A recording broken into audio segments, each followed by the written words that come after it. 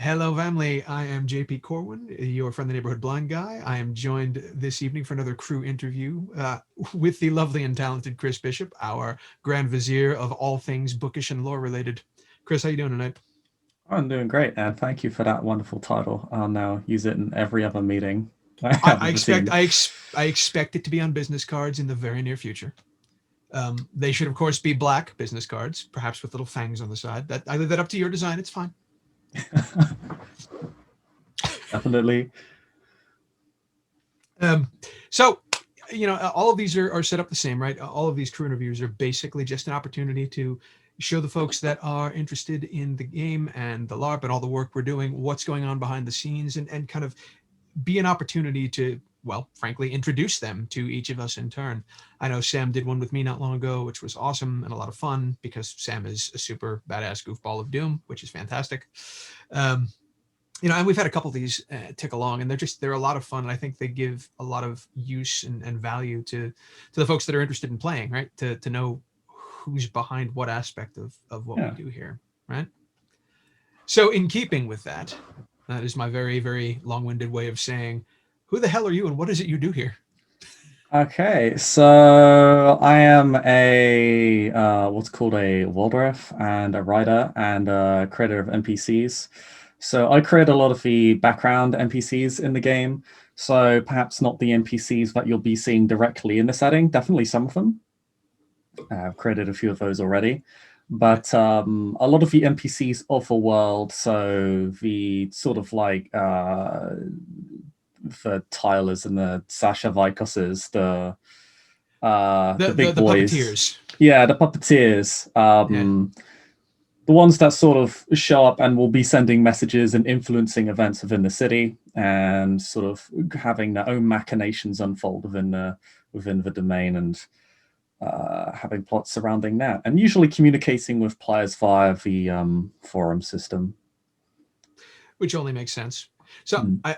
on a personal level, I love the idea that, you know, and again, I think this is important for the folks that are going to be joining us both live and then sort of in the forums and such, to know this isn't just the people that show up, right? This isn't just the NPCs that any of us are respectively playing that you're meeting on well, for want of a better term, on camera, right? Like on stage at the actual LARP, where we're going to walk up and potentially shake hands and exchange, verbal barrages and all the other things that happen.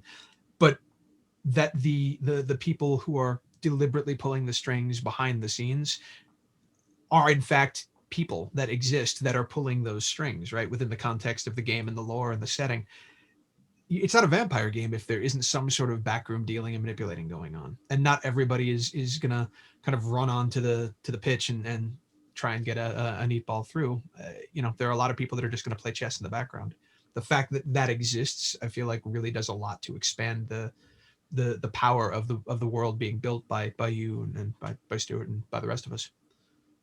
And thanks. Yeah, I most of my favorite games are those that sort of have that atmosphere of there's always another power at play. You can never really be sure if there's someone else moving the pieces or if it's just some bourgeois going off on one and it wasn't Yeah. premeditated. Right. Um, and it's set up to build that atmosphere, and the forum is going to be set up so that if people who are not native to the area can sort of have their own stake in events, and so all these NPCs that most of the time won't show up directly unless someone does something really really These are the guys you don't want to show up directly. foolish. These are the individuals you generally don't want to show up. We have some of the more harmless ones. Not everyone is It's a inverted commas, hideous, harmless. harmless by vampiric standards. But, they can still give you a bit of a nibble. But a lot of these individuals, for the most part, you don't want to show up or say, "Oh, I want this." give me a boon. You get me this and I'll give you a boon. And then another guy from another clan is like, I also want this. Give me this and I'll give you a boon. Or just to make sure this guy doesn't get this and I'll give you a boon. And I'll give you a boon. Yeah. Yeah. It's as much about thwarting as it is arranging. Yeah. So is that sort of how you and the team overall, but specifically you, is that sort of how you're approaching the world building aspect of this? Taking the existing lore, making sure we have all of the local movers and shakers created and in place, but deliberately almost acting like, I hate to use this term because it turns it something closer to cyberpunk or fantasy or whatever, but or even a video game, but almost like the quest givers of the group, where you've got these people in the background that have been here and or are now here, but still playing chess in the shadows, still puppeteering things instead of just making the instant part of the story that is happening in the now at the live game. Is that sort of how you're looking at it? In a sense, yeah. Sometimes they're antagonistic in that they're the entity that's causing a change. So they're not really giving a quest, more that they are the problem that needs to be resolved. But in some cases, they will be giving out like quests to air quote it of a sort. Yeah. In that they'll want something, or they'll want something to happen, and then PCs will have an opportunity to either make that happen or obstruct it, and the consequences will flow from there. But yeah, in that sense, they're sort of like part mission giver, part villain. It sort of depends on what people are playing. Like if someone's playing Adventure, then harder stat's probably going to be your quest giver, for example. For anybody who doesn't know, he's sort of a big honcho adventurer. Whereas if you're playing an anarch or a Bria, then he's probably going to be an obstacle that you need to work around or overcome. So you may be one part quest giver or backroom dealer, and you may be also one part world boss or lesser world boss, because there may be somebody even higher up the food chain. Yeah. A lot of these characters are just intermediaries, but the question is which ones.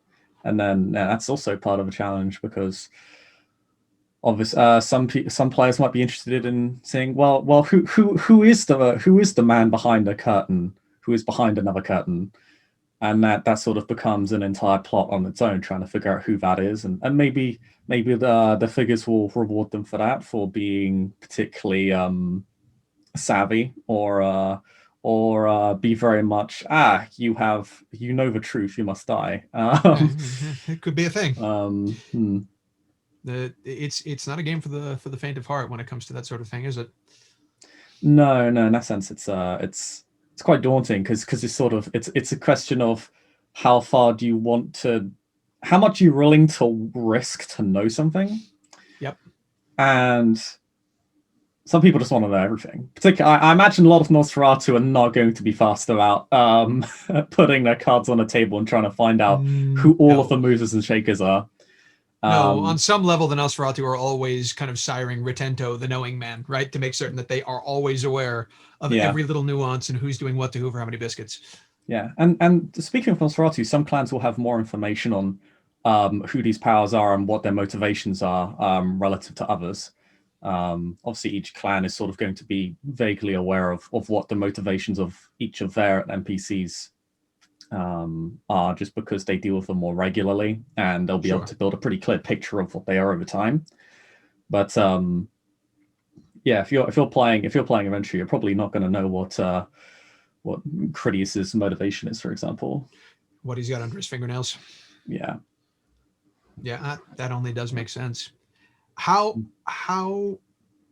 deep does this prep work go normally for you? Like, from the standpoint of building out the individual players, the individual people on the board that are in the NPC category, how deep does that go for you? Is that kind of broad stroke sketch, or is that put together and sort of created down to the individual point? So we take a somewhat broader stroke, because there's quite a lot of NPCs we have to create. Right. we basically do is we have the sheet itself. So if they ever do show up, we know what to actually have them, what they're good at, and what they can do. Right. But we also have like a list of objectives and motivations that they have. So, and then we see sort of how the plot's progressing, and then if it's something that's pertinent to them, they may chime in. A lot of them are going to be passively working towards it in the background, so they'll sort of be constantly communicating with members of the clan or affiliates. But it's sort of what is their general goal. They have some more specific ones that they'll be looking to obtain that relate to sort of the locals. So maybe the a Tremere world NPC wants the local Ventru Primogen deposed because of some outside interest or because he just has a personal grudge. Right. That would be a more specific goal. Whereas where his more overarching objective is to see clan supremacy in a city, for example. Right. So that's like a small. Sorry. No, please. Oh yeah. So they have like we have like a list of broad objectives and then sort of like sub goals. That sort of dictate what their immediate they're sort of long-term and short-term aspirations. What their long-term motivation is, and then the steps to get there almost, or side goals where it's not really related to their long-term objective, but they just want to see this thing happen because it's personal to them or it relates to some other interest, but it's not as sort of deal breaking, world ending, I have to do this now or else kind worldly, of thing. Yeah. So I didn't want to use the word worldly because well, look, you mentioned the Ventru in 2 separate instances so far in this conversation. I feel like you have earned the right to say worldly, right? That's fair enough. But it sounds like then, sort of just to put a bow on that topic, it sounds like we're never going to be in a situation where the random player is going to run into an NPC of this caliber, of this, let's say, notoriety or level of influence, and find them just sort of winging everything, right? It won't be, here is the magically powerful member of the Banu Hakim that is here, and he just does everything and knows everything because convenience and plot.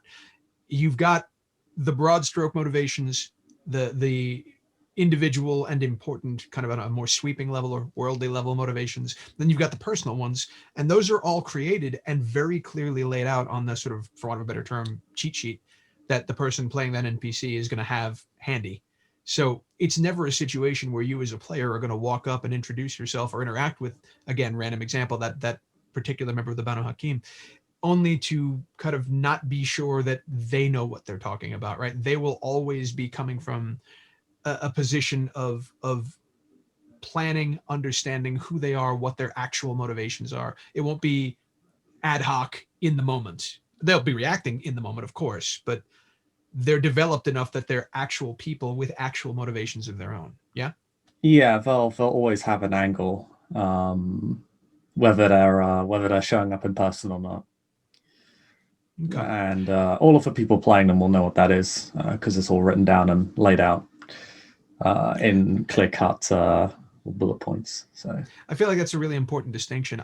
I've dealt with both playing in and hearing after the fact the horror stories, and not the fun kind of the magically powerful NPC shows up and just decides to Deus Ex Machina thing, or the person playing them decides that he wins because NPC neener. Never mind his motivations, never mind his actual power level. He just does the thing and reacts, does the thing and reacts as the person playing him wants to, never mind any other motivations. I think it's really important, and frankly I think it's really cool to know that players are going to be able to walk in and interact that way with a very well fleshed out NPC, whether they're interacting with the moves that person's made behind the scenes or them on camera, so to speak. Yeah. Well, yeah, all of these NPCs have their limitations and their powers.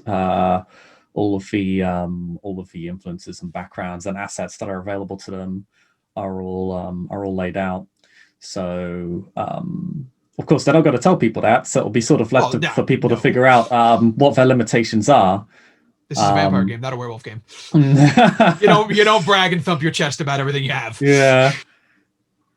But yeah, so they all of them have their limitations. Some of them are quite powerful, but they all have limits, and there is an extent to which they compress their power, and then there is a fundamental limit to how far they can go, and eventually they can't keep pushing. And of course, there's the fact that they're not local and the PCs are, so they're naturally insulated and protected just by the fact that they're probably hundreds of miles away, and the fact that influencing from abroad. Yeah, the fact that like the local prince probably is going to like the PCs more than this rando, however notorious, who just showed up on his front lawn and said, "Do this thing for me." It's going to be. I thought everybody loved Rando Baggins showing up and making demands.